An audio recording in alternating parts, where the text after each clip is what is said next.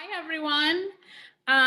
We have 80 people in this meeting, and I'm very excited to do this workshop on CUNY admissions.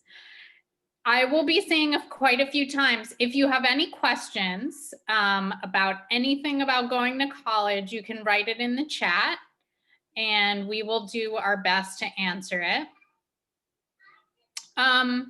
So we are going to be, the workshop is going to mainly be done by Charlotte Henson Butler, who is an admissions expert from the CUNY Welcome Center. She is the person we go to when we have any questions about admissions. And she is extremely busy. So we are very, very lucky that she is with us tonight.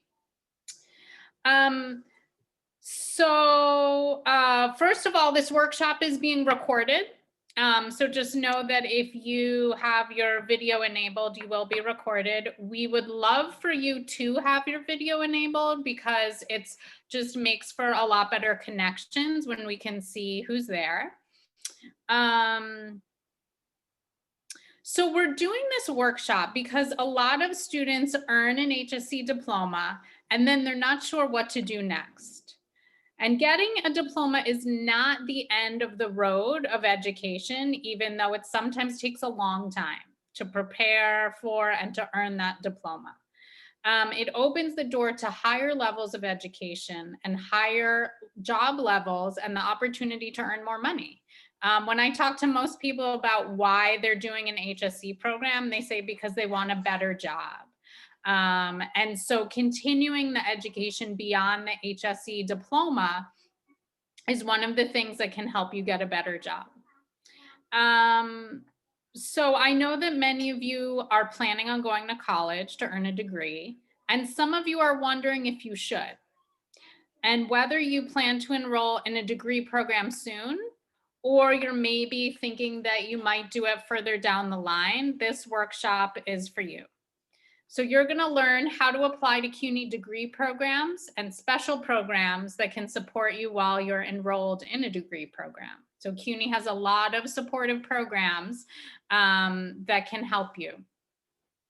So we're going to start off with one big question for you. So the question for you, and I want you to write your answer in the chat, is what do you think is the benefit of going to college? Why do you want to go to college? So personally, for you yourself, I want you to think about, if you think about going to college, why? What's the reason why you might go to college? And I want you to write that response in the chat. So take a second and write it right now in the chat.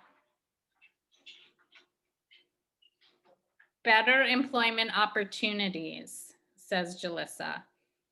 A career. To think about big ideas. Open my horizons. To be able to focus on a specific career and financial stability. Self-improvement, enjoying learning, building my future, getting a degree, a better job, career in the medical field. All right.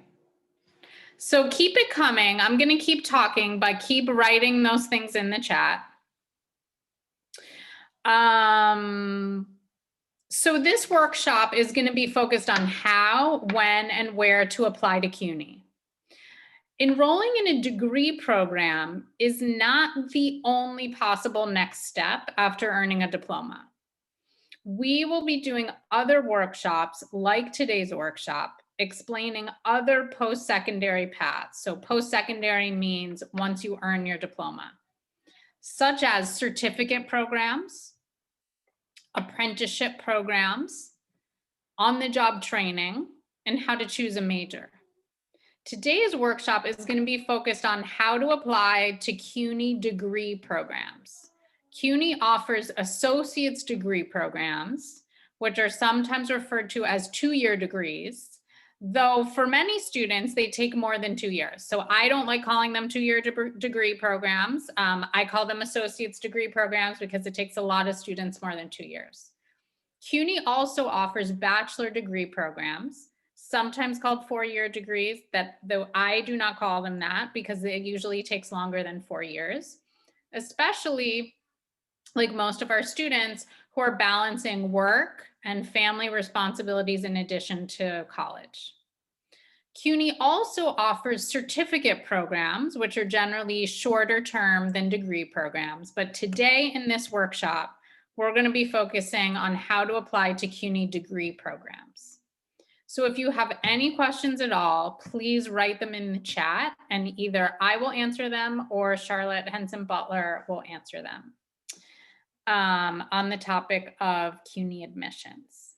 So I am going to turn it over to her now, and she will tell you everything you need to know about applying to CUNY. Okay, good evening, everyone.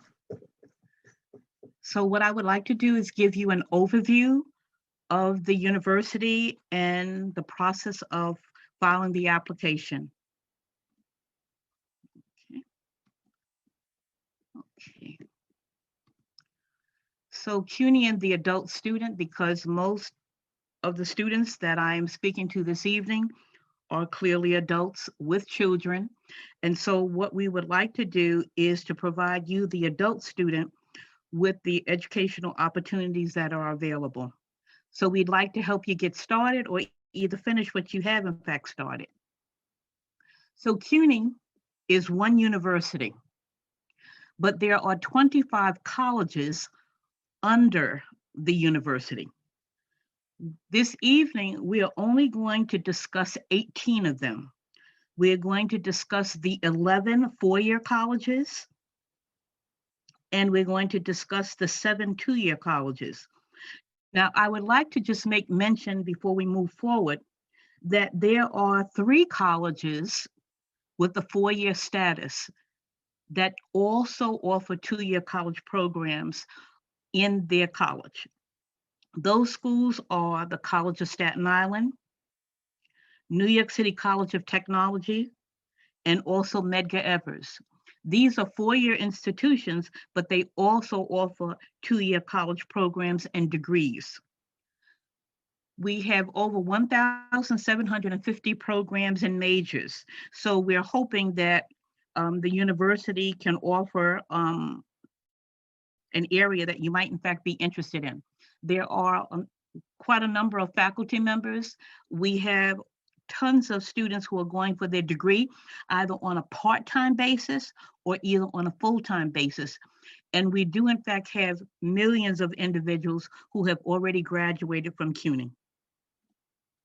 So taking a look at the map, this gives you an idea of the location of our 25 institutions, but those 18 that we're going to talk about this evening.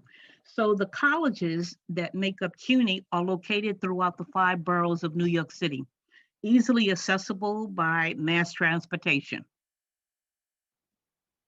The community colleges, or our 2-year schools, and as Ms. Bax indicated, it will in fact be the number of years that it takes you to complete the required 60 college credits or more. So the 2-year colleges are Borough of Manhattan, Bronx, Gutman, Ostos, Kingsborough, LaGuardia, and also Queensborough. Our 4-year colleges, or either what we would call our senior colleges, okay, that will in fact, in some cases, take much longer than 4 years. Okay, our senior schools are Baruch, Brooklyn, City, the College of Staten Island, Hunter, John Jay College of Criminal Justice, Lehman, Medgar Evers College, New York City College of Technology, Queens College, and also York. Now, just to remind you, those schools that have a little star next to them, okay, these colleges offer 2-year and 4-year programs and degrees. So a student could get both a 2-year degree and also a 4-year degree at these schools. The colleges do, in fact, the university, I should say, have unique four-year programs. So we have the CUNY School of Professional Studies, which is exclusively online. But because of COVID, all of us are online right now. So we are all learning how to operate remotely.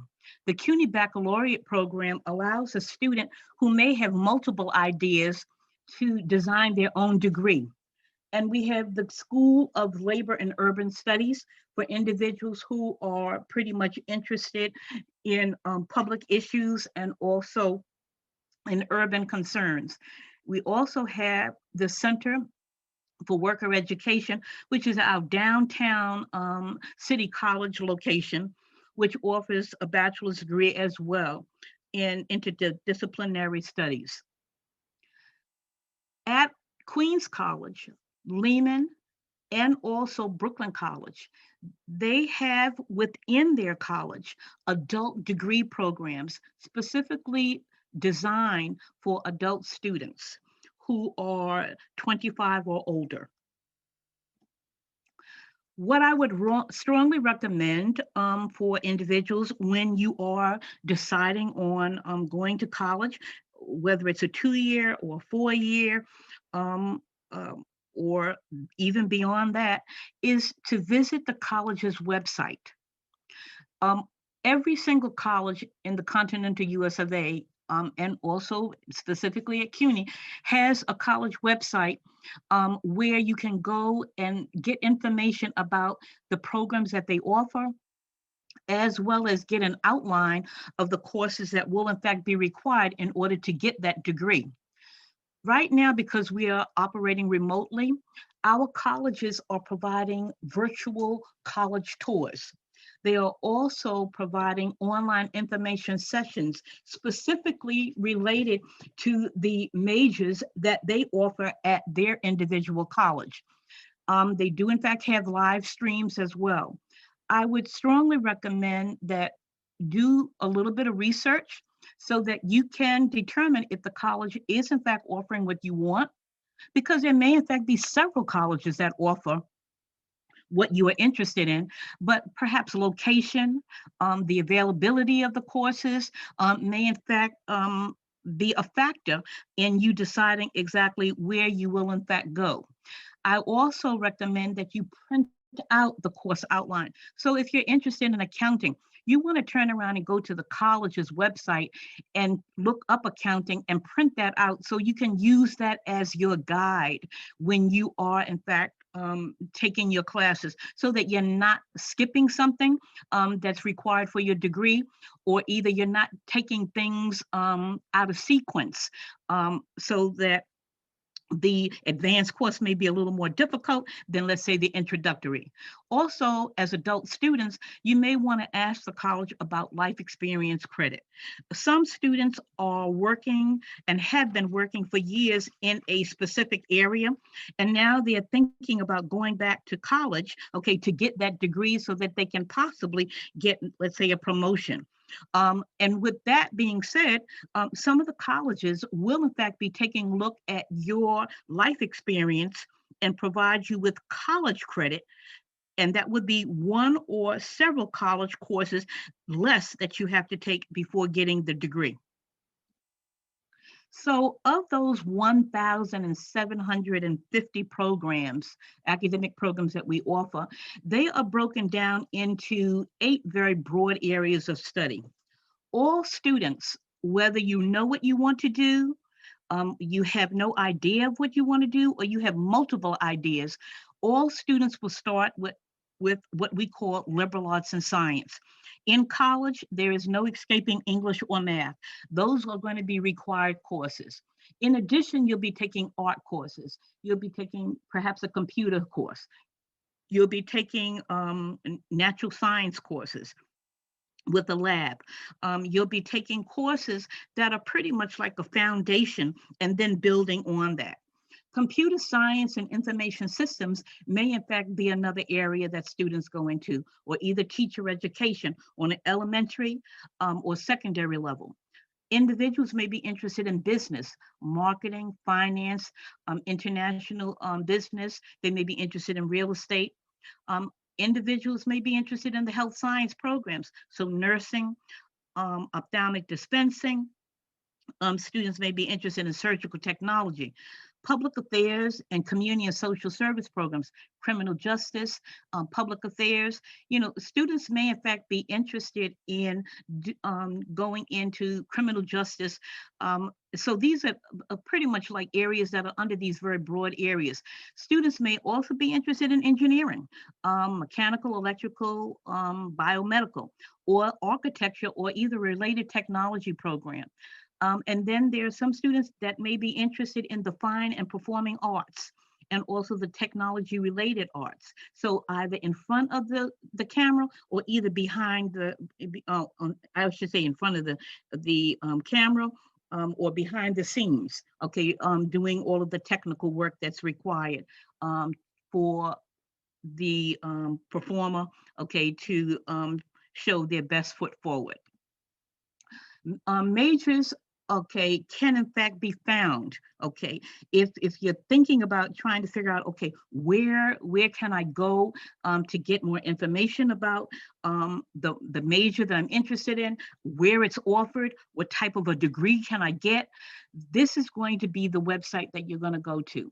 So to view the academic programs that are offered at all of our CUNY schools, you're going to go to www.cuny.edu/academics. Or you can go directly to the college's website if you know exactly what college you're thinking about going to. So what I'd like to stress is that students, because it was a question that was posed a little earlier, students do not have to declare a major immediately. As a matter of fact, students will in fact be required to take about 30 college credits. These are what we call our core courses. All students have to complete this. These courses can be applied to any major. So as I was talking a little earlier, like English, math, the social sciences, the natural science courses, these are going to be those foundation courses that all students, whether they're at a 2-year college or a 4-year college, will in fact be required to take. These will be considered our building blocks or our foundation to build on our prospective major. Students who are at a 4-year college usually declare their major in their junior year, which is their 3rd year. All right. So here, if I started at a 2-year college and I received my degree, I can transfer to the 4-year college. And at the 4-year college, I'm going into my 3rd year. So at that point in the 4-year institution, I could in fact declare what I wanted to have as my major. Students, however, who are attending a community college with a career track in mind will be taking these core courses as well as their major. And a couple of slides a little later will in fact tell you what type of career track I'm referring to, okay? But again, if I'm doing a career track, I'm going to be taking those core courses as well as my major, simultaneously. So we do in fact offer certificate programs, but as Ms. Bax indicated, we're going to be talking about degree programs, the associate degree and a bachelor's. So I'm going to move forward because there's going to be a workshop specifically for certificate programs, but this could be for individuals who just want to get their feet wet, okay, before actually jumping into a degree program. So the university, our community colleges, will offer 3 types of associate degree programs. We will offer an associate degree in art, or we will offer an associate degree in science. These 2 degrees that are offered at our community colleges and offered at the College of Staten Island, Medgar Evers, and New York City College of Technology are degrees that will in fact be direct feeders into the 4-year college. So if I have my associate in art, my associate degree in science, I can continue, okay, with those credits in the 4-year college, and I should only have about 60 more credits to do in order to receive my degree, okay, the bachelor's, all right? The associate degree in applied science is that career related program and degree.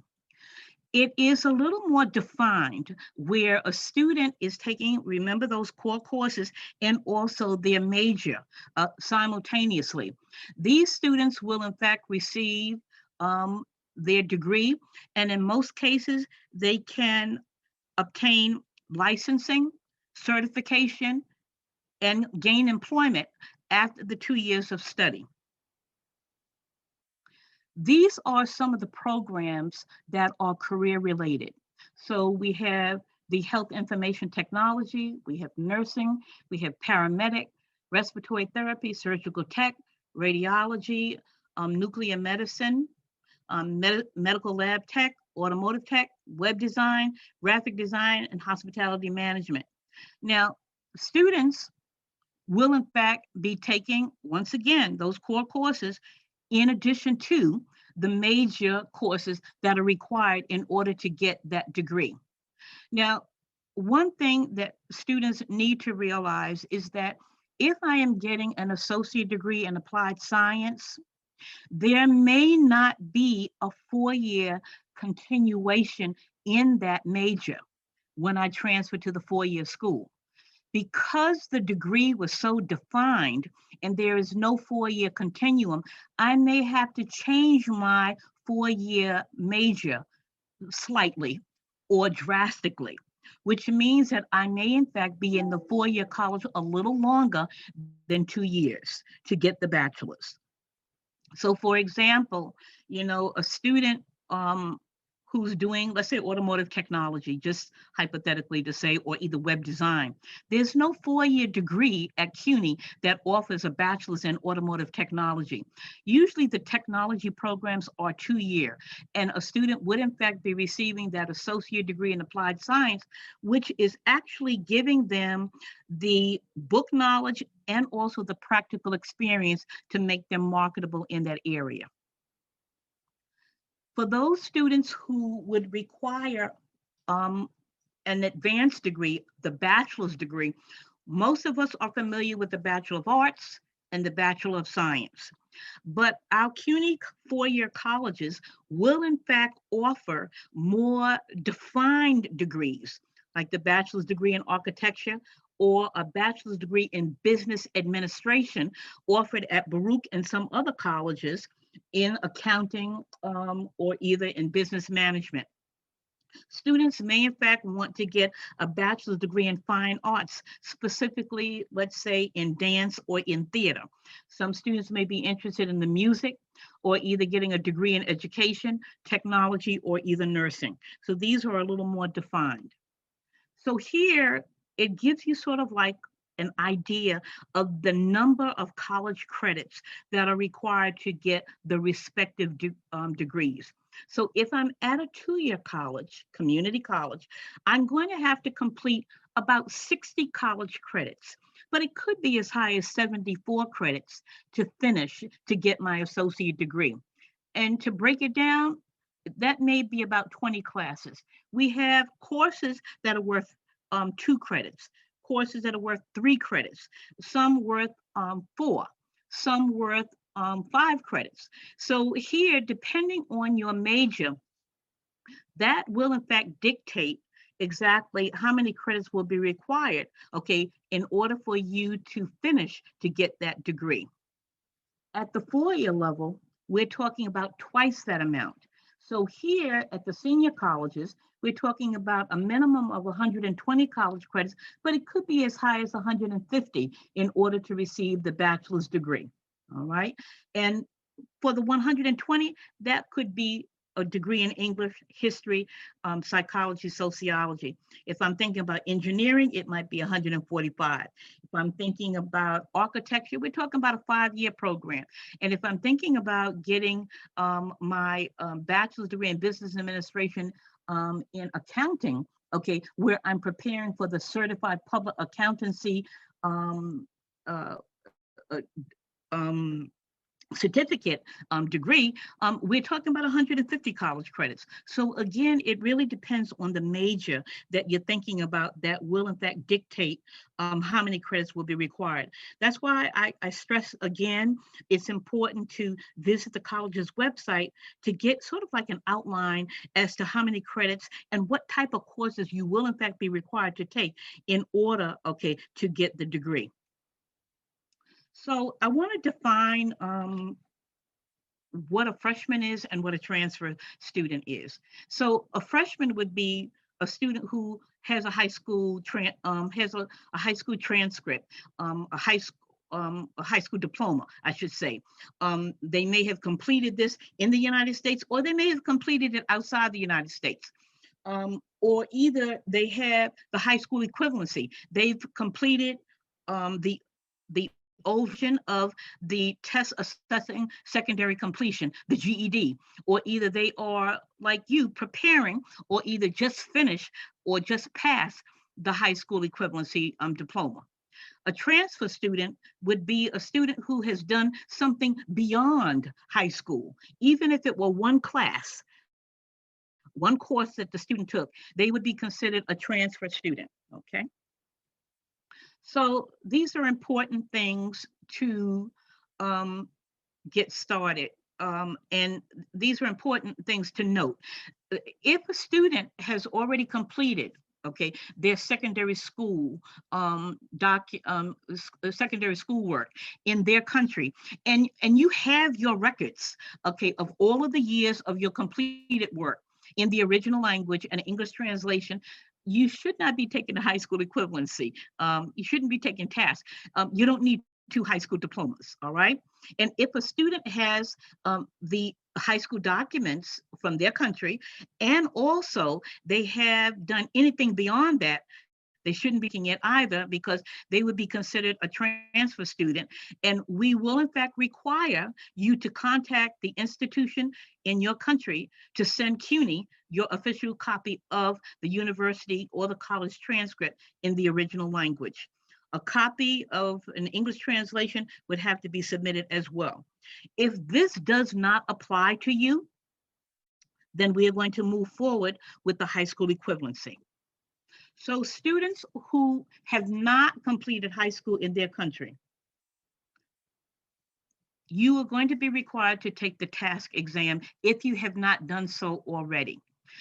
The TASC will in fact require students to have to take 5 exams: reading, writing, math, the sciences, social studies.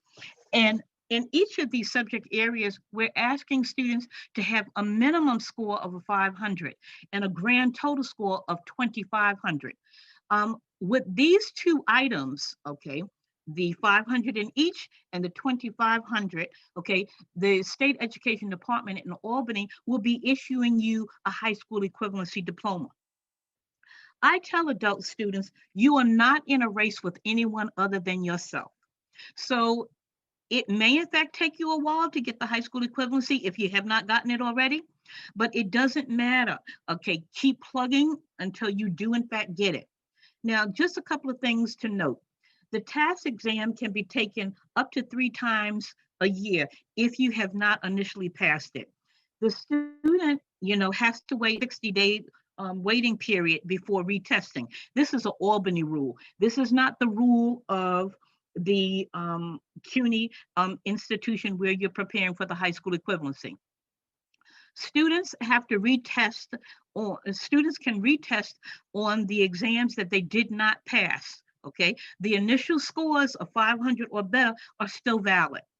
And it's important that students don't retest on the same version, okay, or the same model, okay, that they did initially. If students have in fact passed the regents, so this would be students, and I'm going to address this again. If students have in fact attended a New York City public high school, and when they were attending, they passed the regents, they may in fact be able to use that regents passing score in lieu of taking a TASC exam. And the combination of the actual task exams that need to be taken and the Regent scores will in fact be combined to yield your high school equivalency diploma to allow you access into the college. So I want to pause for 1 minute and just ask, have most of the students passed the high school equivalency to our knowledge, or are they still taking the exam? Because that will determine if I take on the next couple of slides. So I know that a lot of people have questions about, I'm looking at Ruth Pena's question here, that they passed some tests and were able to get the diploma. And is the CUNY application process the same, having gotten a waiver? Like, what's the... So they want to get an application waiver? Or are we talking about something totally different? No, it's not the fee waiver.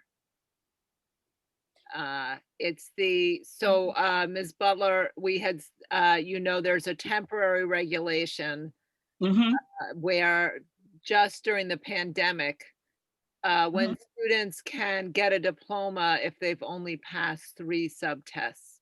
So right. we're wondering if you could tell us how they would be evaluated when they apply.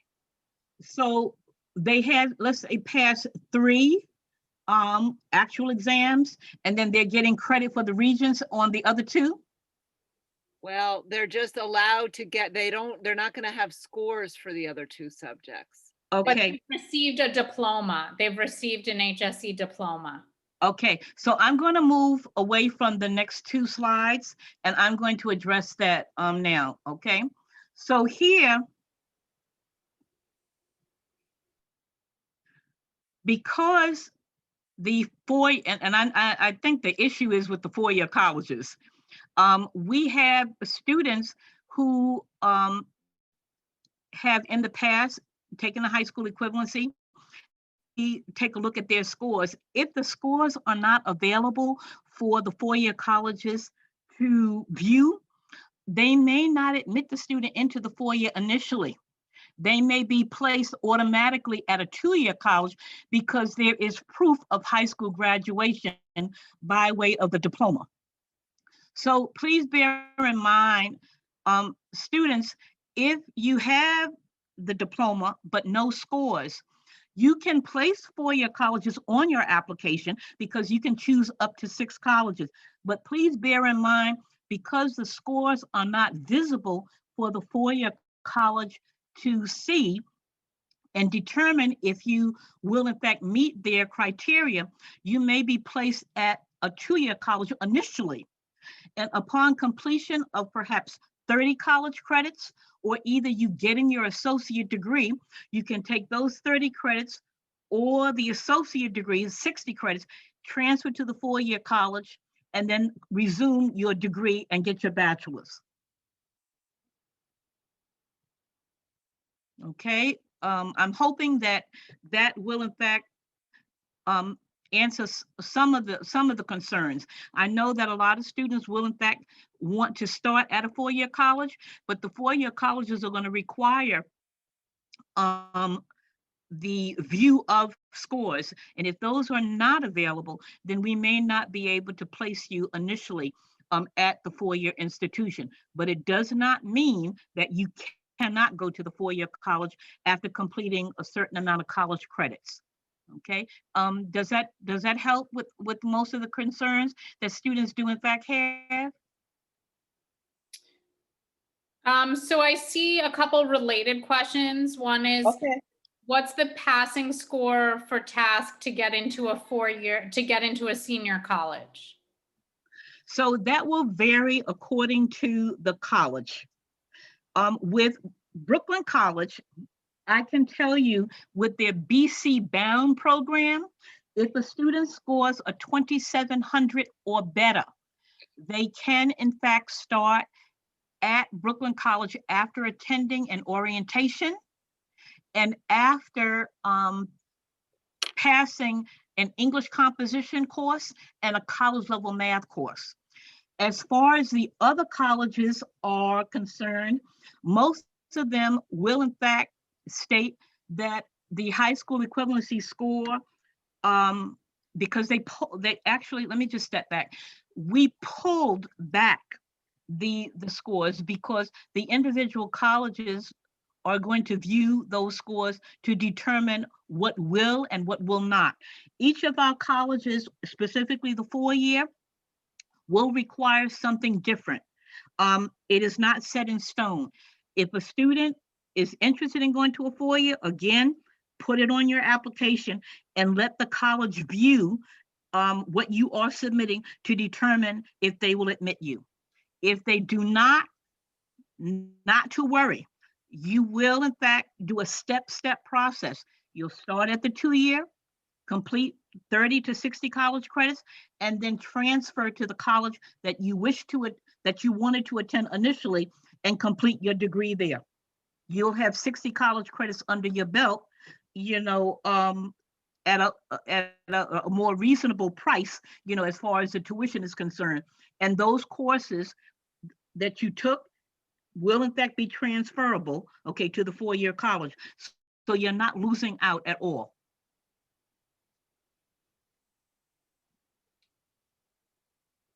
Does that answer the question? I mean, the 4-year colleges, they will determine whether or not they will or not.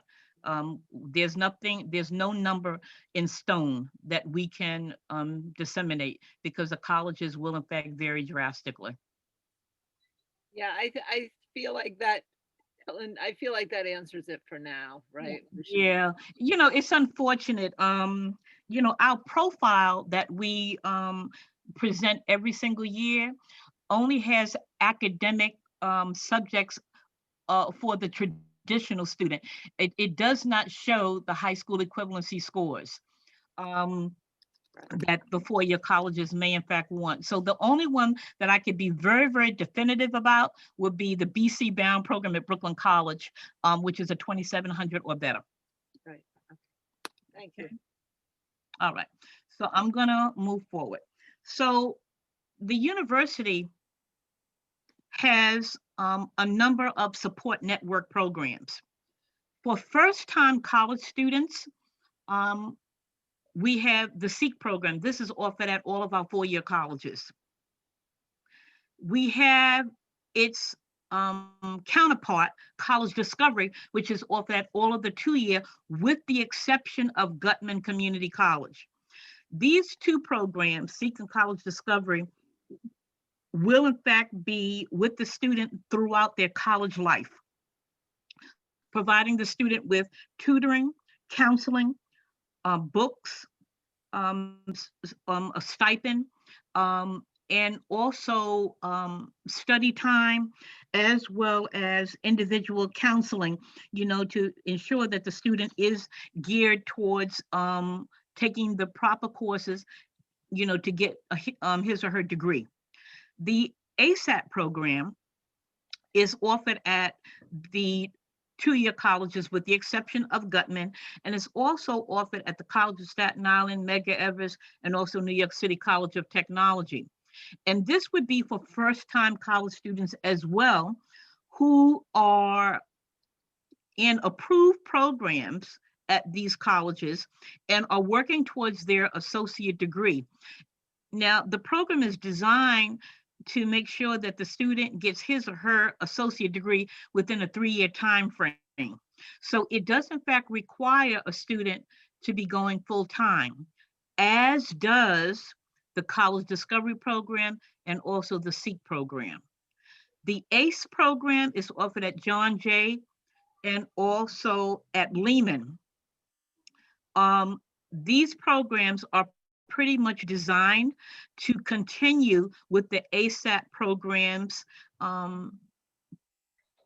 support, to ensure that the student is in fact working towards their bachelor's degree and getting that support, such as books, help with their tuition, a Metro card, individual counseling, and also block programs where you will not be closed out of a course because it is in fact already designed designed for you to take those courses in the proper sequence in order to get your degree.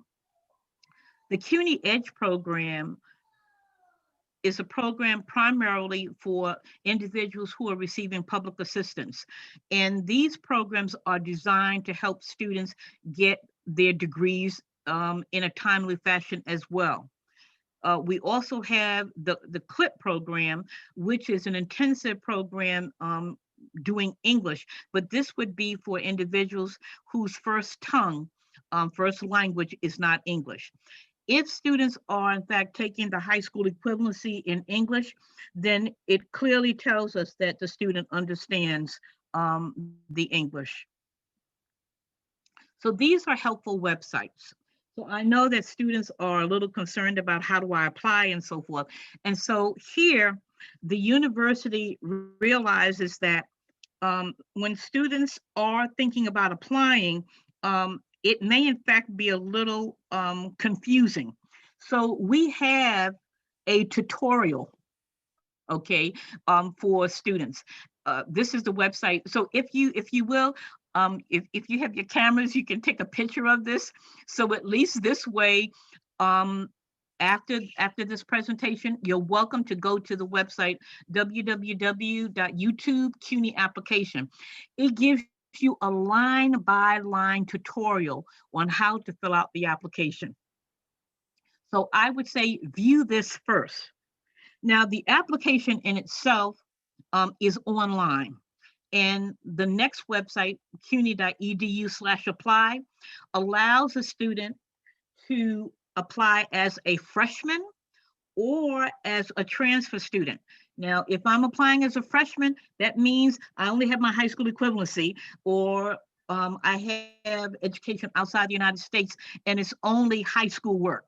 So here a student would register first, making a username and a password. After they have in fact done that, they are going to take that username and password and plug it into the application, and they are going to begin to fill out the app.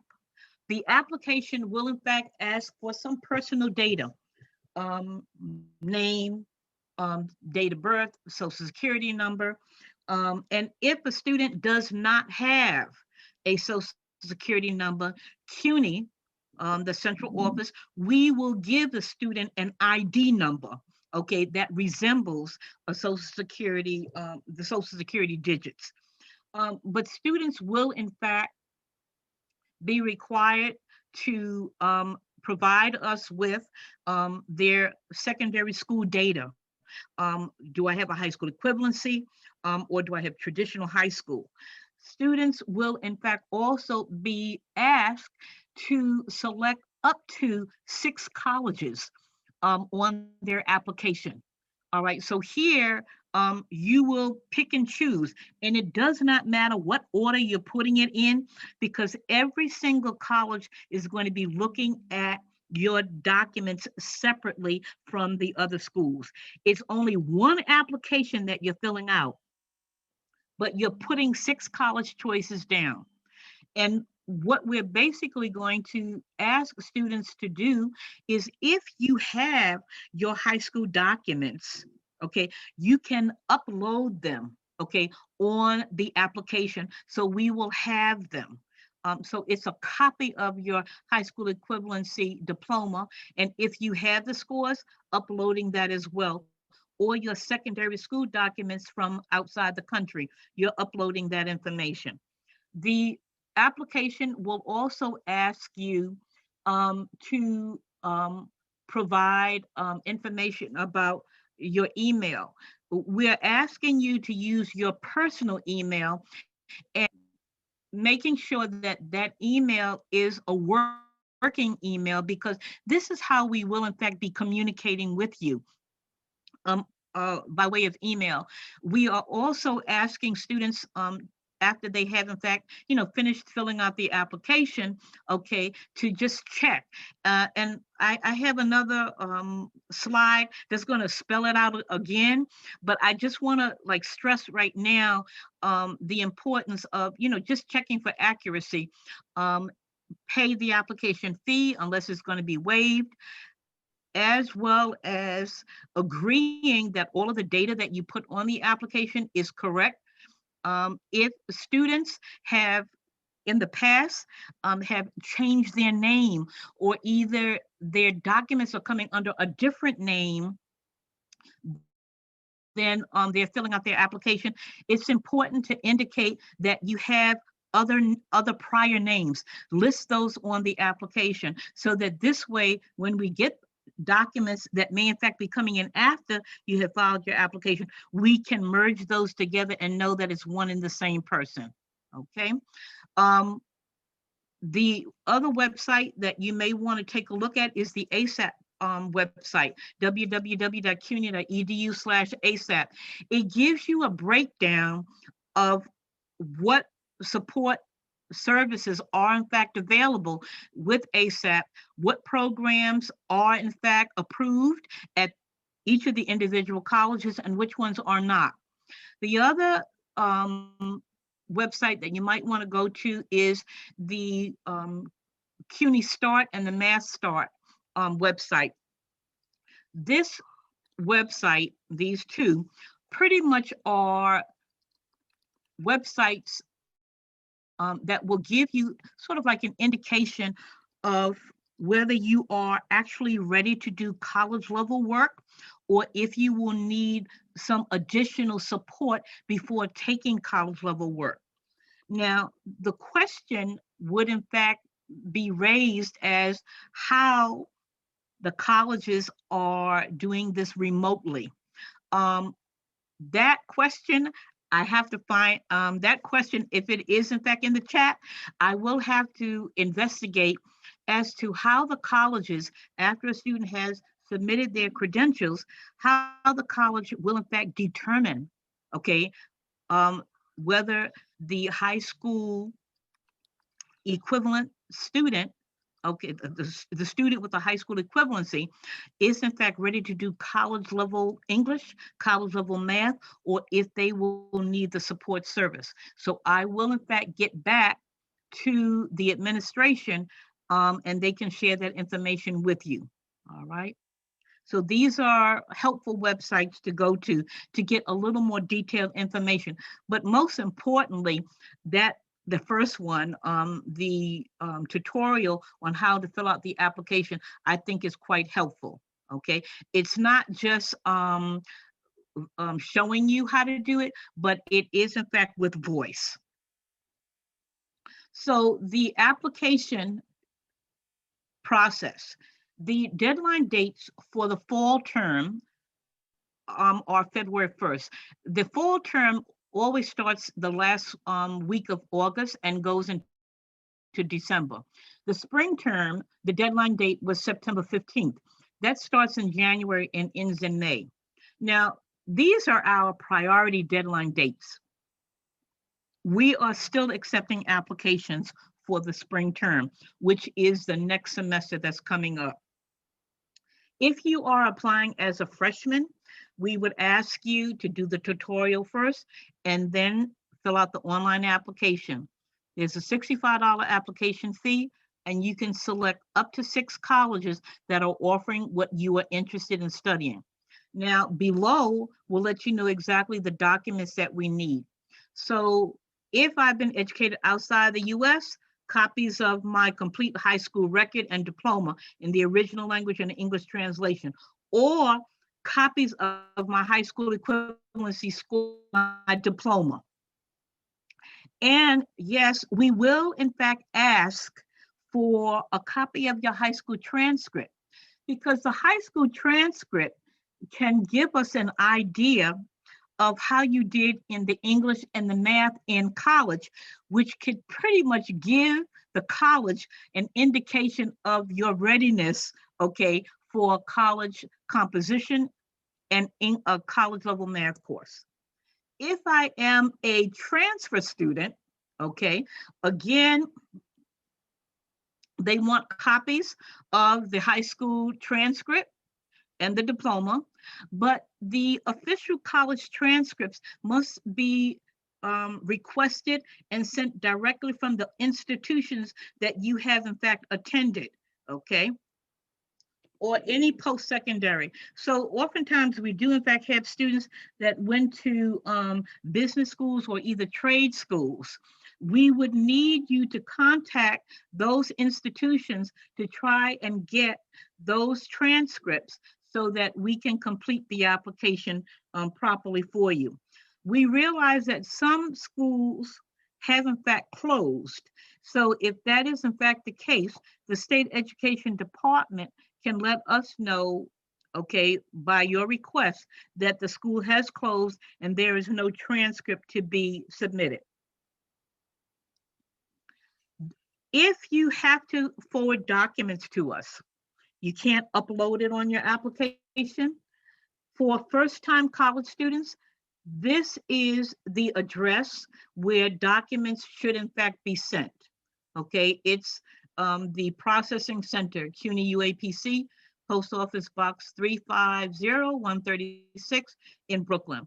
If I'm a transfer student, then the address is Post Office Box 350145 in Brooklyn. Some students, if I did work outside the country and the school is not sending it to a post office box, then this is the actual physical address. We do in fact have some students requesting from their high school and their post-secondary institution to send transcripts directly to us electronically. If that is the case, then the documents can go to transcripts@cuny.edu, or they can go to admissions@cuny.edu. So these documents can be sent from the institution directly here. And what we will in fact do is have a team of individuals who will in fact be downloading those documents, scanning those documents, and uploading them to your application to complete the app. So secondary school documents, you know, if it's outside the US, has to be in the original language and English translation, or high school scores and diploma. Scores, if you have them. If you do not, then the diploma, okay, may in fact be uploaded on the application. And any post-secondary has to come directly from the institution. So here are some of the steps to apply. And I talked about this a little earlier, but I just want to turn around and go over it again. So there was a question about, I'm interested in applying, or either I started, but I'm having difficulty and all. So first things first, let's determine what you want to study. All right. Once you determine what you want to study, then research the colleges of the college or either colleges that offer it. And then what you're going to do is select the college or colleges. All right. Be careful in selecting colleges. And the reason why I say this is because sometimes students want a particular college, and it might in fact be sort of like a distance from them, or either they say, well, I'll settle for a college, you know, until I can get to the college that I want. You really just want to make sure that the college is in fact offering what you are interested in, whether it is a college that you're going to be attending, you know, for a short period of time, or either a college for the long haul. Bear in mind that those 30 college credits that you are in fact taking are going to be transferable, you know, provided you have passing grades, A's, B's, or either C's. All right. What we're asking you to also do is to view the application tutorial on how to fill out the application. And this could be for a first-time college student, and we have a version for the transfer student as well. We want you to register for an account, that username and password. And then what you're going to do is take that and apply online. Upload your documents, okay? Check for accuracy, pay the fee, agree to the content of the information being as accurate as it is, and truthful. And then you're going to submit the application. What I would strongly recommend for all students, if you can, please print out a copy for your record. After you have in fact done that, I need you to also view the tutorial on claiming your CUNY First account. Every single student is going to get a CUNY First account. This CUNY First account is going to be used by you to check on the status of your application, to acknowledge to the college that offers you an acceptance that you're coming. All right. So here it allows you to check the status of your application to determine if it's complete, if it's still incomplete, what you need to turn around and submit. And it gives you an idea of the colleges that you put on your application. Each of them will in fact be contacting you individually to say, we're offering you an acceptance, or either we are not able to offer you an acceptance at this moment. All right, but here you want to take a look at that tutorial. The CUNY First account will be at the very bottom of the thank you letter for applying to CUNY once you have completed the application. So the tuition, you know, for in-state students, okay, will in fact be as follows. If I'm going full-time, okay, I'm going to be paying a flat fee of $6,930 for the year. If I'm going to a 2-year college full-time, I will be paying $4,800 per year. And full-time would be taking at least 12 credits or more. And those 12 credits translates into 4 classes. And each of the classes we are assuming will be at least 3 college credits. If you're going on a part-time basis, you're paying per credit. So at the 4-year college, it'll be $305 per credit. And at the 2-year college, it'll be $210. So part-time is less than 12 credits. So it could be a student taking 1 class worth 3 credits, or 2 classes worth 6 credits, or either 3 classes worth 9 credits. Okay, but that a part-timer would be anything less than 12 credits, or either 12 hours per week. Okay, I'm going to stop here before I go into financial aid and just ask, are there any questions related to admissions?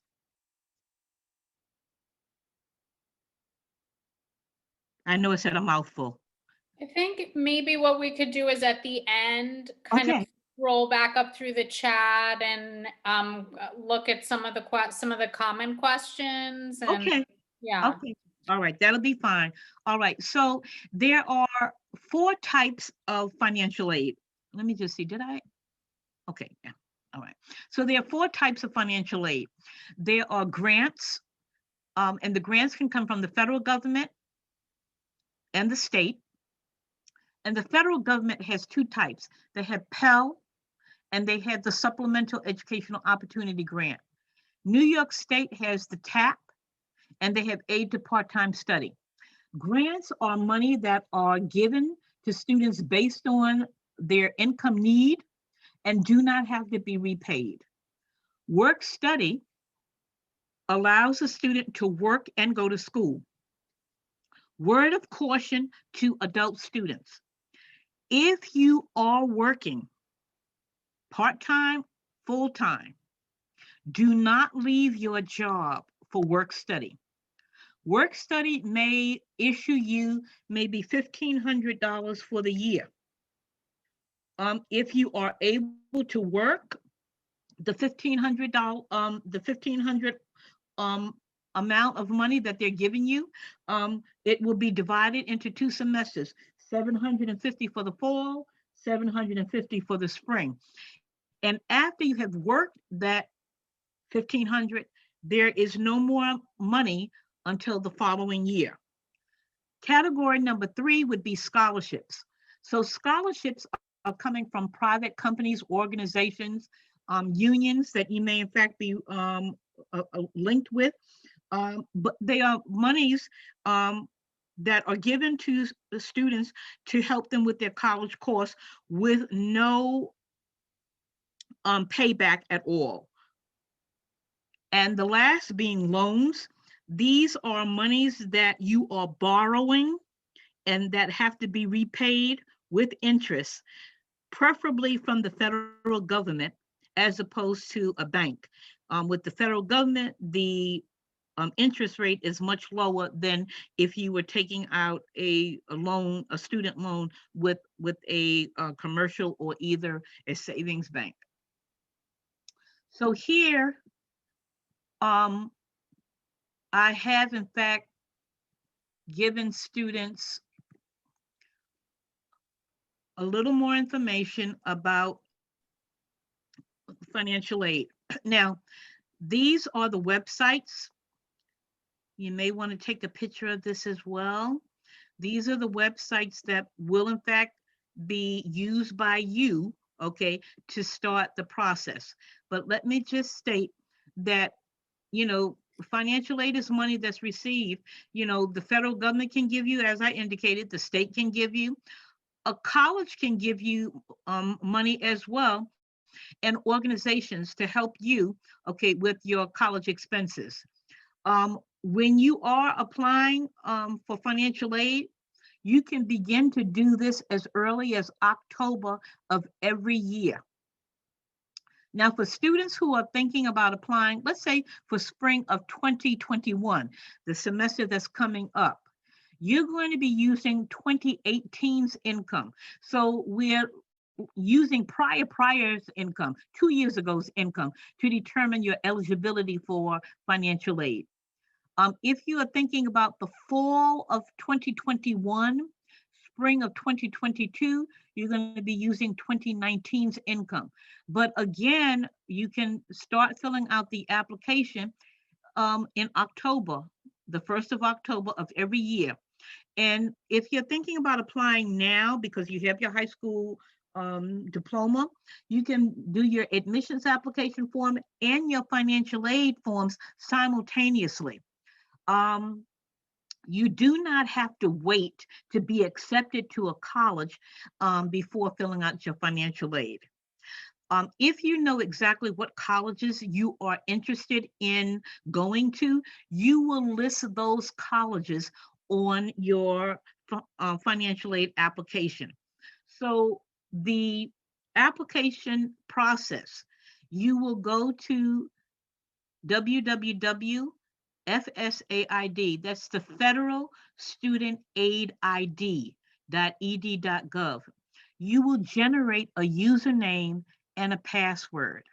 That username and password is going to be your electronic access and your electronic signature throughout your college life when you are applying for financial aid. So when you're generating this, it's important that you put this in a safe place so that you will know where to go to get it, when you are applying for the next year's financial aid. And incidentally, financial aid forms have to be filled out every single year. The first application that you're going to be filling out is the FAFSA, Free Application for Federal Student Aid.ed.gov. So FAFSA.ed.gov will be the form that you're going to be filling out. Students will, in fact, be asked to provide information electronically by using the IRS data retrieval.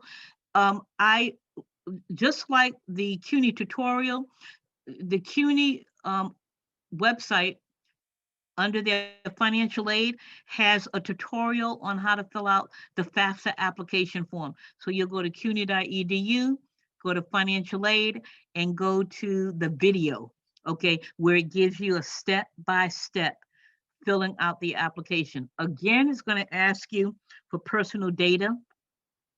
It's going to ask you about your educational background. It's going to ask you for your Social Security number, the colleges that you're thinking about going to, and it's going to ask you for your income. And after filling out the FAFSA application form, getting to the confirmation page, after you check for accuracy and then submit it, the FAFSA will give you an estimation of how much you will in fact be eligible for as far as grants are concerned. At the confirmation page, there's also a link where you can click and it takes you into the second application for the New York State. All of the information that you filled out on that first application, the FAFSA, gets populated onto the TAP application. And you will have to answer just a few more questions, okay, on the TAP to determine if you're going to be eligible for both the Pell Grant and the TAP grant. Fastweb.com is a website to apply for scholarships. It will ask you a series of questions, but based on those questions, upon completion, they will let you, they will start sending you out websites of scholarships that you may in fact be eligible for after applying. Under no circumstances are you to be paying to fill out your FAFSA application form or your TAP application form. And under no circumstances are you to be sending out any money to determine if you're eligible for any types of scholarships. Okay, this audience should not have a bachelor's degree, so that statement is not applicable. And students are not applying for graduate school, so that's not applicable either. But students who are undocumented may in fact check to see if they are eligible for TAP and also the Excelsior by checking the Higher Education Services website, okay, to determine if you meet any of the criteria to qualify for that, for the New York State aid and also for the Excelsior, which is a scholarship. Now, there was in fact a question asking if I'm eligible for Excelsior. So let me just say that Excelsior is a scholarship. And if you are in fact eligible for the scholarship, it only covers tuition. The first thing that you need to turn around and do is fill out your FAFSA application form and your TAP application. If you are receiving the full award for Pell, which is $6,345, and if you are receiving the full award for TAP, which is $5,615, you will not be eligible for Excelsior because it will be dipping into the same fund. But if you are receiving partial Pell, partial TAP, you may want to apply for the Excelsior Scholarship. But here's what basically the Excelsior requires. Number one, if a student is receiving partial financial aid, their income cannot exceed $125,000. The student is required, okay, to complete 30 college credits in their major, and this must be completed every single year with a grade of C or better. So what it is in fact asking students is that you are actually going to be going full-time. You're going to be taking 5 classes each semester. Okay, 15 credits in the fall, 15 credits in the spring to equal 30 college credits at the end of the academic year. And getting grades of C or better. Should you fall short of that, then whatever monies that they gave you, you will have to wind up paying that back. You can receive up to $5,500 minus whatever money you're getting from Pell, any money from TAP, or any other scholarships, okay? And if you're going to a 2-year, they want you out in 2 years. If you're going to a 4-year, they want you out in 4 years. Students will in fact be required to sign a contract promising to remain in New York State and work for the time equal to the time, the duration of the award. So let's say if you received the Excelsior Scholarship for 3 years, you would have to remain in New York for 3 years. If you fail to do so, then that scholarship becomes a loan and you have to turn around and pay it back. Okay? So I'm going to ask if anyone has any questions related to admissions or either financial aid. So we have a lot of questions. I think we'll start with one that I think a lot of our case managers and some of our program managers also have about the changes to the admissions policies and how they're affecting people with an HSC diploma. So Linda Robato, I'm going to unmute you. So you can ask your question. You can also ask it in the chat, but I'm going to unmute you if you want to ask it with your voice. Okay. Oh, maybe I can't unmute you. Are you unmuted? Oh, okay. Thank you. Can you hear me? It's a bad connection, but we can kind of hear you. So thank you, Ms. Henson. The question I have is, my understanding is effective the upcoming spring 2021 semester, CUNY is implementing a new admissions policy. And from the information that I've read and heard, it is, directly affecting students coming in from high schools and how they're going to be looking at high school transcripts and no longer having entry exams that were required previously. So we are wondering how this is going to affect our HSC recipients, because many of our recipients do not have a high school transcript that is readily available. And will it impact admissions to the 2-year or 4-year colleges? Okay, so there's a drastic difference between the traditional high school student and also the high school equivalency student. Number one, the high school traditional students, for the 4-year colleges, in the past, we would require a specific academic average from the student, as well as the SAT or ACT. The university is going test blind, which means that we are not using the SAT or the ACT to determine a student's eligibility. But we will, in fact, be looking at all of the academic courses that they have, in fact, taken in high school, specifically the English, the math, etc. In addition, if the students are in college now, okay, we're going to be looking at that as well.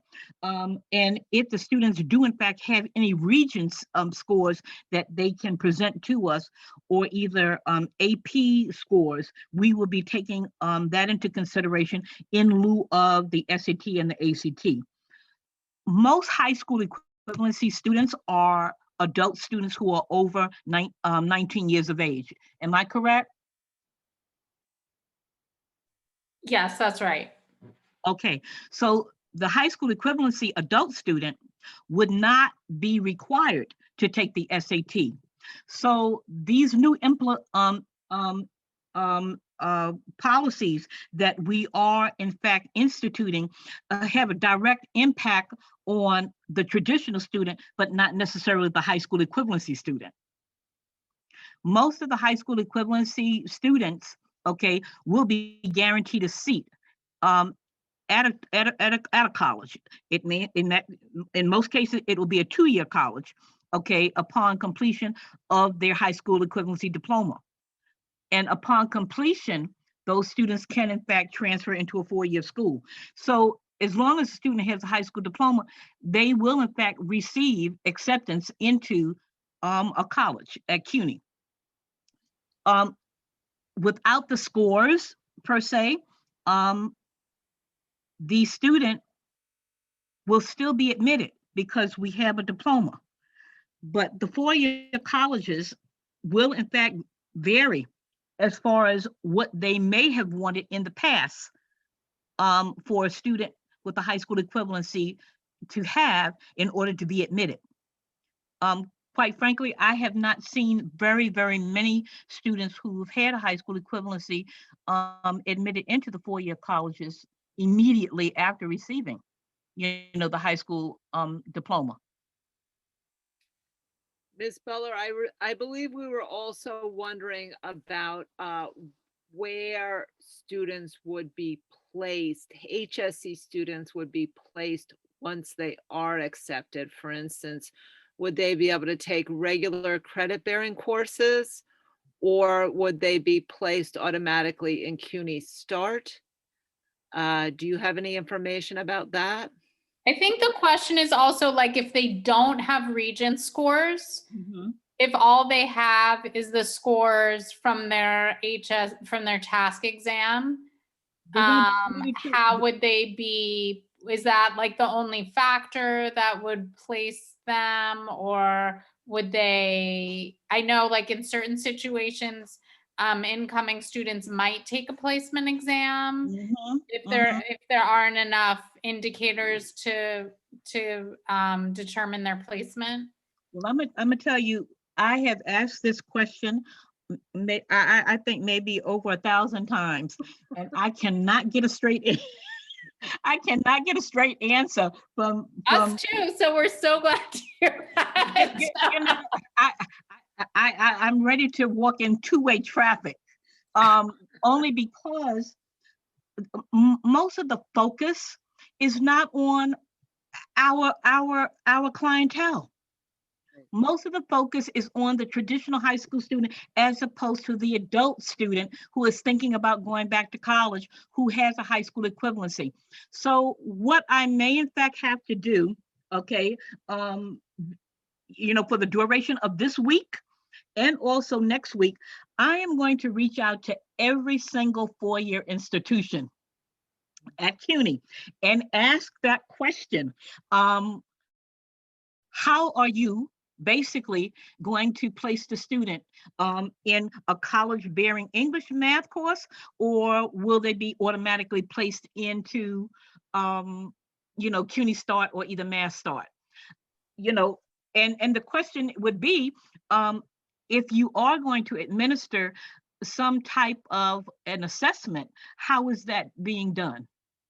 All right, so I promise I will get back to all of you about that, because it's very frustrating, to ask that question and not get a valid and an immediate response. When you could get it from any other student. So I kind of think that the student being accepted, okay, into the college, hands down, that's not a problem because they have the high school equivalency. But the question would be, yes, am I going to take a college level course, or do I need assistance and all? And I kind of think that perhaps the score, and this is just me thinking hypothetically, the score that they receive on the reading and the writing may dictate, okay, whether they are ready to do college composition and a college level math course.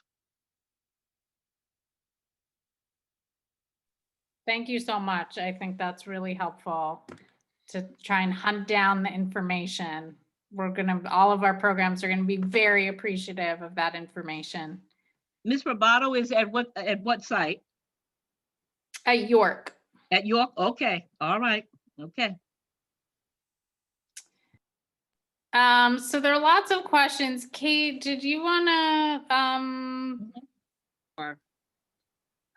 So another question is about the fee waiver. How does someone get a fee waiver for the application, the CUNY application? Okay, so the waivers are going to be on a case-by-case basis. If the student does in fact require a fee waiver, what they can in fact do is send us an email. They can send me the email and then, you know, indicate exactly what the circumstances are, and I will send it to my immediate supervisor, who will then determine if the fee waiver can be administered. But here's the thing, the student would have to apply first and provide me with their CUNY First ID, and whether they are applying as a freshman or either as a transfer student. I need their date of birth, first name, and then last name. Okay. All right, thank you. Okay, another question was, do you, how do you reapply to CUNY if you withdrew? Okay, so are we thinking about going back to the same college, or are we thinking about going someplace else? I don't know. That was just the Okay. question Oh, that was okay. there. So I'll give the two scenarios. So here, if I withdrew, the question would be, did I withdraw officially or unofficially? Okay. So, and that's a big, big, big thing. If I withdrew officially, I can then apply as a re-entry student at the college that I last left. And that would be through the registrar's office.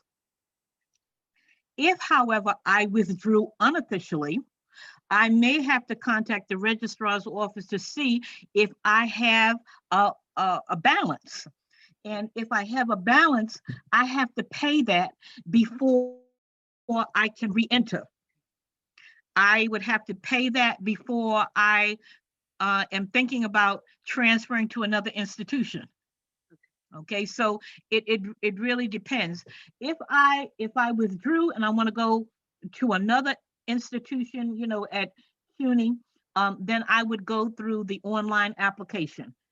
Okay. And in that case, I would be considered a transfer student because I was in fact registered at a college.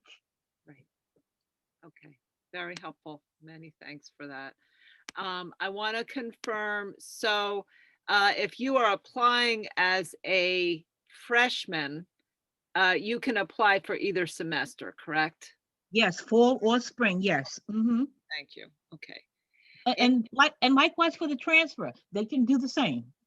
Fall Okay. or spring is okay. All right, thank you.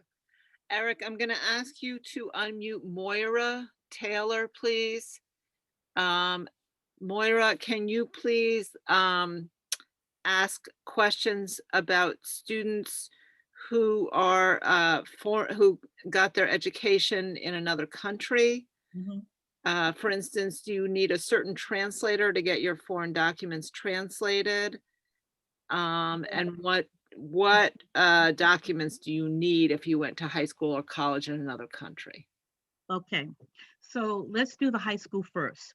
Okay. If I were educated outside the United States, I need to have in the original language a copy of all of the years that I did in high school and the diploma. And I need to also have that translated into English. I can have the translation done by anyone.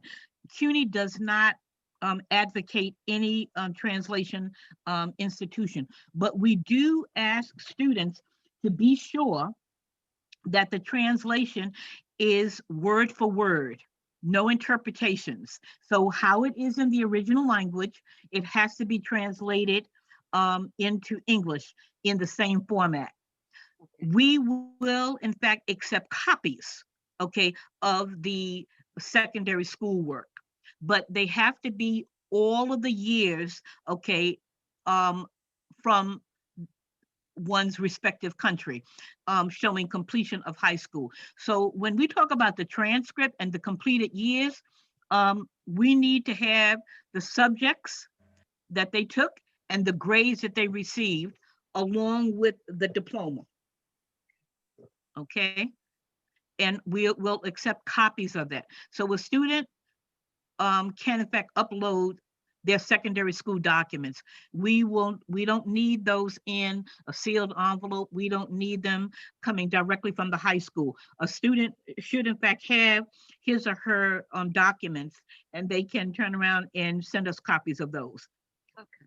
University documents, anything done after high school, the student must contact the institution in their country and ask them to forward an official transcript directly to CUNY. So it's coming from one institution to the CUNY institution, the central office. And upon receipt of that, if the student has an English translation, they can send us a copy of the translation or upload that. If they do not, then upon receipt of the official university transcript or transcripts, okay, we will then send the student to his or her email a copy of the transcript in the original language and tell them to have it translated and send it back to us. So high school, a copy, but university, it has to come directly. And the colleges right now are very good about sending the documents electronically. So that's not a problem. So Moira, do you have other questions about foreign students coming from another country? Can she be unmuted? I guess not. Okay. Ellen, what other questions should we bring up? Can you hear me? Yes. Sorry, I forgot I had my microphone off. Thank you, Charlotte. I just want to clarify what you said. I was taking notes. So if the student who is a foreign student sends the official documentation to CUNY, the central office, and they receive that transcript and the student doesn't actually have a copy, CUNY can and will send them a copy so that they can have it translated. Yes, ma'am. We Okay. will. Okay. Hi, Miss Moira. I haven't. How are you? I know. Oh my God. I know. Okay. All right. Yes, but we will. If the student doesn't have an official transcript of their own, then we will send them a copy. Okay, so they can have it translated. Yes, we will do that. Okay, and then for the high school, I understood that you need every single year of high school, all the subjects that were taken. And I know that it's a word for word translation. Now, I remember hearing different things about translation, that it is not necessarily recommended that you get someone like yourself or your family to do it. Is there any requirement for getting an official stamp on those for the translation, or is that left up to the student? Yeah, so here's the thing. It has to be from a translation agency. Where it will be on their letterhead. Okay. A relative cannot do it. A student can't do it themselves. However, if an instructor, okay, who speaks the language fluently is willing to do the translation, it could be on the university's letterhead. Okay. And then it could be translated from whatever language it is to English. We'll accept that. Okay. Great. The last question, I won't take up too much more time, but it's okay. I don't have anything to do. Question from a student who asked if they already have a degree, a university degree, can they be an applicant as a transfer student to get a second bachelor's degree, a second university degree? Is that? Yes, they can. They can indeed. The only thing that I would kind of like recommend is that whatever degree they receive from their country, that they don't replicate that here. Okay. You know, because we do have some students that have a degree in, let's say, psychology, and then they want to get a US degree here in psychology. And I'm like, that's wasting time and money because when the university does in fact take a look at what they have in fact done, doing the evaluation and the transfer of credits, the student, in order for them to get, let's say, a degree from the United States, they would have to complete at least 30 college credits. But if they have a bachelor's degree and they want to get it, oh dear, I'm sorry. Okay. If they want to get a degree in something different, then it would be recommended that, yes, they apply as a transfer student. But if it's something similar, I would say that they should, in fact, get their master's degree. Uh-huh. Okay. Mm-hmm. Thank you. You're Thanks welcome. very much. Okay. Okay, so we have a good question from Cheryl. She says, what happens to your online application if you realize you're not ready to start college? Okay, so the online application is by semester only. So if you apply and you pay the application fee, they will, let's say for the spring term, and you decide that you're not going to go, you'll have to fill out a new application for the next semester, which is fall, and they're going to require that you pay again. And So it's really important, because it gets expensive if you're really, not ready. I don't want a student to apply and pay the fee and not be ready and then have to reapply again and pay again. right. That gets expensive. So there have been a number of questions about certificate programs. Mm-hmm. And so CUNY offers certificate programs Mhm. as well as degree Mhm. programs. Certificate programs are generally shorter than degree programs. Mhm. So one thing that's really important for students when you're doing your research is to figure out what credential is required for the job you want. Do you Mhm. need to have a college degree? Or is a certificate just as good or maybe even better? And so that's important research you do because, it may be the case that ultimately you may want to get a college degree, but for this particular career that you're going for, a certificate may be just as good.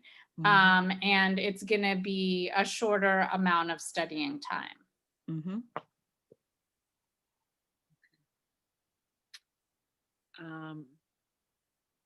So Sori had a question about can a transfer student still send their papers directly to CUNY by mail? So they can, because we do in fact have individuals that go to our processing center and pick up the mail on a daily basis. Right. So they can. Okay. Mhm. Can you speak just a little bit about CUNY Start and who might want to go to CUNY Start and who wouldn't? Okay, so with CUNY Start, students, I'm trying to figure out what happened to my screen. I don't know what happened to it. So with CUNY Start, in the past, once a student was accepted, the college would in fact assess whether or not the student was ready to take college bearing courses.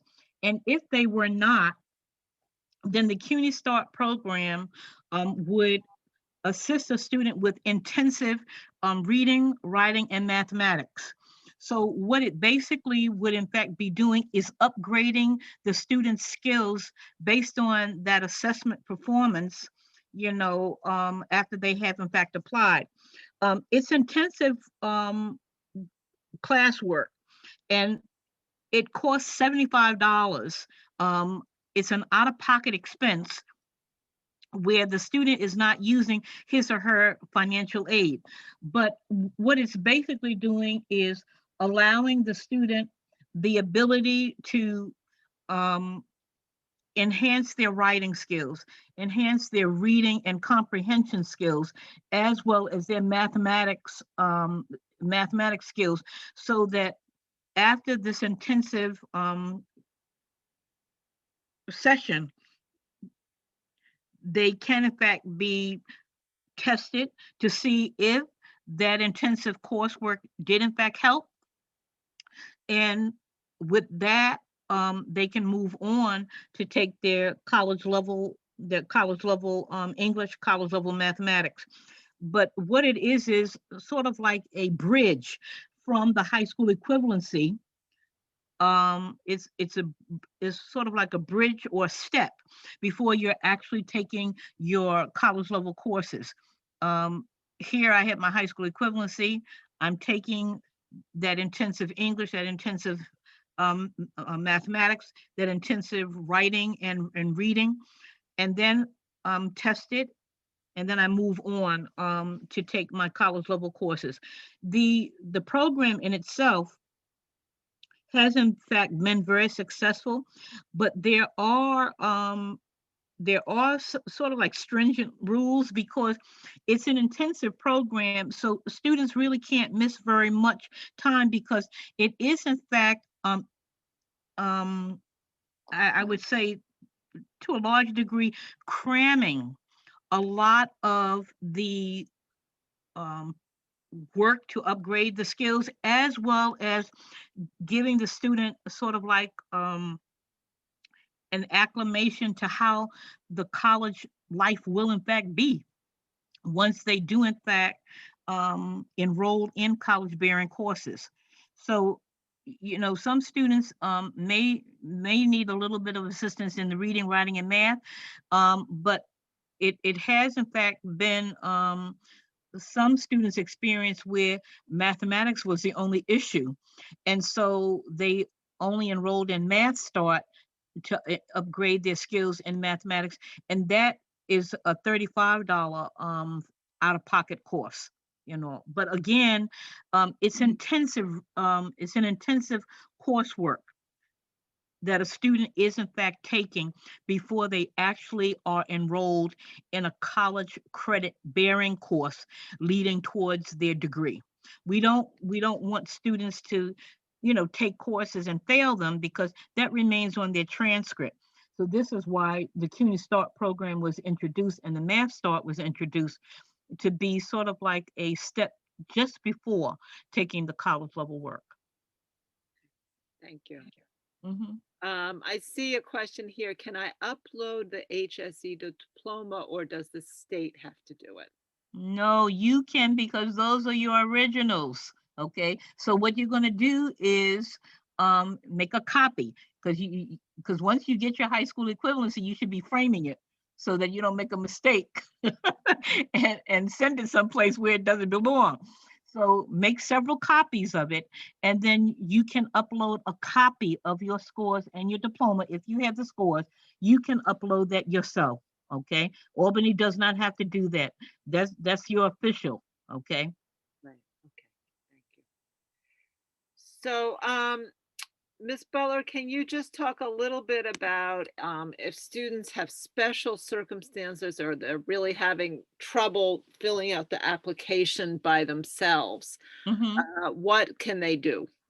Okay, so if that is in fact the case, you know, because, you know, during the course of the day, I'm not 100% busy. The student can take my email address, charlotte.butler@cuny.edu. They can email me and say, I'm on the application, can you help? And then what I will do is, you know, go step by step with them, you know, just to make sure that they, you know, they don't have any more problems with filling out the application. Okay, so I want everyone to understand what an incredible offer that is. So there can be many complications when you're applying. If you know, you can go to your case manager at your campus if you're in a CUNY program, so that we don't inundate Ms. Butler. But you know, if it gets complicated, she can help you. Yeah, I don't mind that. I had a couple of students today that I assisted and everything and all, so it's not so bad and all. Right. Okay. So okay. So we wanted to speak, okay, I have another question, but while I It's look okay. at it, okay, how long will a part-time associate or a bachelor degree last? I believe that you addressed that. So earlier. how long will it take to get it? Yeah, Or, so it's the minimum to get an associate degree would be at least 60 college credits. So it really depends on the student, how many credits they think they can handle each semester. So let's just say hypothetically, for 60 credits, the student can only take 6 credits per semester. So that would be 12 credits a year, right? right. So that would be about 5 years if the student is going part-time. Right. So you gave us earlier the slide with the number of classes. Mm-hmm. So yeah, I'm it's, gonna show that again. yeah. Mm-hmm. I'll Um, show it again. yeah, It's could okay. you maybe give a sense of time? So let's say I'm taking one class. Uh-huh. And what is a typical amount of time that I would be in class, and what is a typical amount of time that I should think about leaving for homework?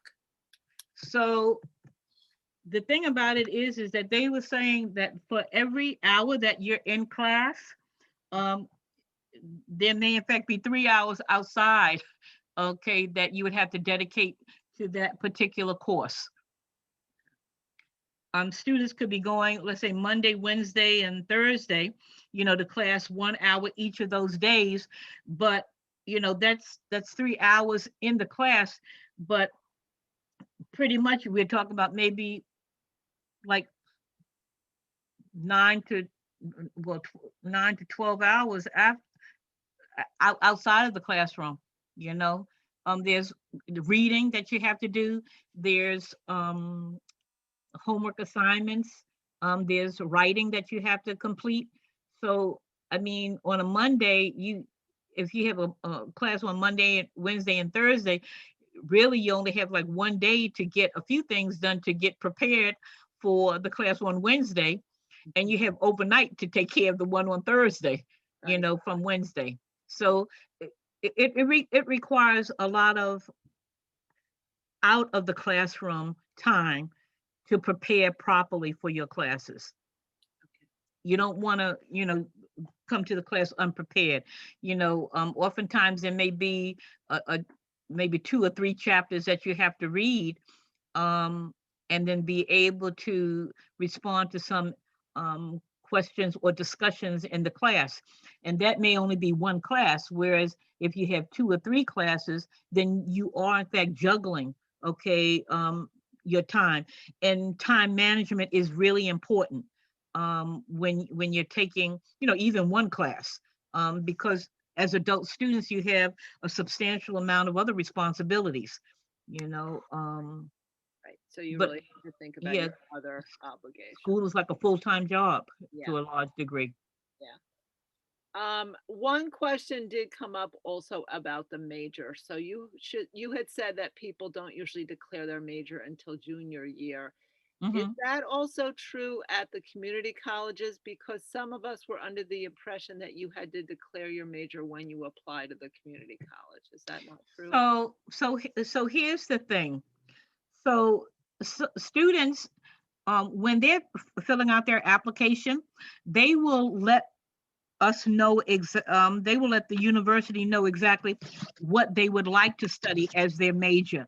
But we do in fact know that sometimes students change their mind. I see. Okay. Mm-hmm. And so that's where those 30 college credits come into play.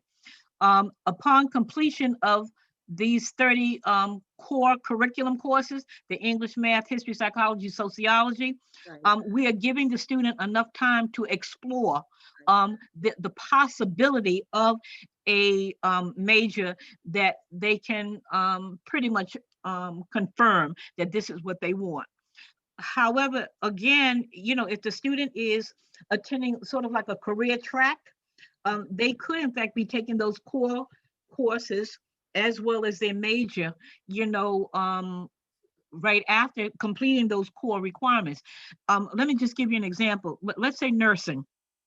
So students who are thinking about, let's say, nursing, and for that matter, that could be the student's intended major, but some programs will not be automatic until you are actually invited in to the major from the department.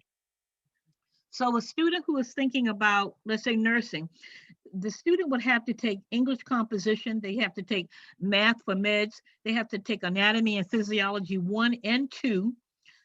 They will in fact have to take a psychology course. And based on those 1, 4, let me see, that's 1, 2, 3, 4, 5, those 5 classes, the nursing department at the respective college will take a look at the grade point average to determine if the student meets the requirements to be in the program and declare that as their actual major. If they do not, then the student, that may force the student to turn around and change, their major. All right, so I mean, you could put down that you're interested in this, but it doesn't necessarily mean for most of the health science programs that you're definitely in the program until the department offers you a seat. Okay. Okay. That's very helpful clarification. Thank you. Okay. Okay, so Ellen and Eric, my Mhm. facilitators here, where are we? Do we feel like everyone's questions have been answered? I want to just quickly share my screen and go to the CUNY website Mhm. and just kind of very quickly show what people will see there. Mhm. Okay. So let me just I'm gonna set come out of that mine. up. Mhm. There we So go. Ms. Butler, from the comments, so many student comments, they felt like this presentation was very, very helpful. Oh, I'm glad, but I'm gonna tell you, if they have questions, again, the case managers could be the first line, but if they want to send me an email, they're welcome to do so. Okay, that's very kind of you. Okay. Mm-hmm. So this is what you see when you go to the CUNY website. Mm-hmm. And as Charlotte was saying, you click on academics. Mm-hmm. And then you scroll down to where it says academic programs. Mm-hmm. My computer's a little slow, Mm-hmm. so this is going to take a minute. Mm-hmm. And so undergraduate education, that's an associate's degree or a bachelor's degree. Those are known as undergraduate degrees. So when you click on undergraduate program offerings, you will see a few different ways of searching for Mm-hmm. which degree programs are offered at which colleges. Let's say you're at Ostos and you really want to stay there. You're like, okay, what the degree is, I want to stay at Ostos. So you can click there and you can see what degree programs are offered there. So you're just going to scroll down and see. But let's say you want to do accounting. So you're going to, let's clear this. You're going to click on accounting, and then you're going to see all of the colleges that offer accounting. So it's a good idea to go to cuny.edu and do some playing around so you can see which degree programs are offered at which colleges. And so Ellen, people can also sometimes work with their case manager and you'll be offering some workshops. Absolutely. So I'm going to offer a few other workshops, and those are going to be about how do I figure out what my interests are? Even once I know what my interests are, how do I figure out what my next step is? Is it a certificate program? Is it a degree program? Which degree program is it? And so we're going to go through some of those steps so that you can figure out what to do next.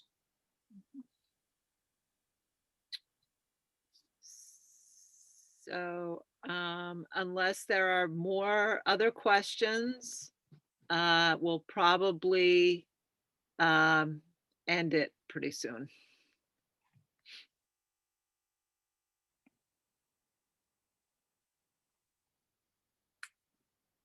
Okay, so there will be a recording, Eric is saying. Thank you to everybody for coming. And again, thank you, Ms. Butler. That was really clear and really, really helpful for all of us. And we will follow up with you if we have further questions, which I'm sure we will. Yeah, and I'll inquire about those Yeah. questions that we had during the presentation and all. I need a straight answer as well. But thank you very much for having me this evening. I do appreciate being able to provide information to the students. Yes, you've always been a wonderful advocate for our students. Yeah. Anytime, Ms. Brandt, anytime.